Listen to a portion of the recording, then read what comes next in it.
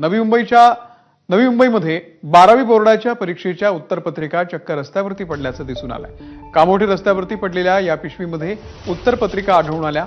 28 February 2025 अशी तारीख या उत्तरपत्रिकेवरती आहे। दरम्यान मनसे कार्यकर्त्यांनी या सर्व उत्तरपत्रिका कामोठे पोलिसांकडे जमा केल्या। या संदर्भात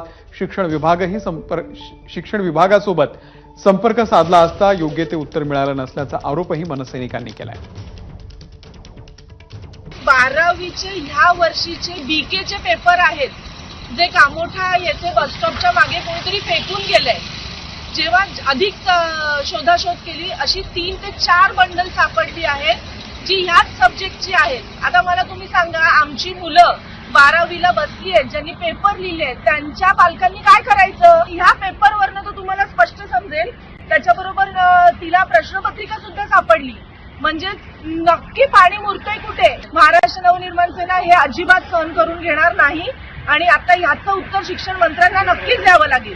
प्रत्येक पालकांनी जरा आपापल्या शाळेमध्ये जाऊन चौकशी करावी की त्यांच्या मुलांचे पेपर व्यवस्थित ठिकाणी तपासायला गेलेले आहेत की नाही। एबीपी माझा, उघडा डोळे बघा नीट।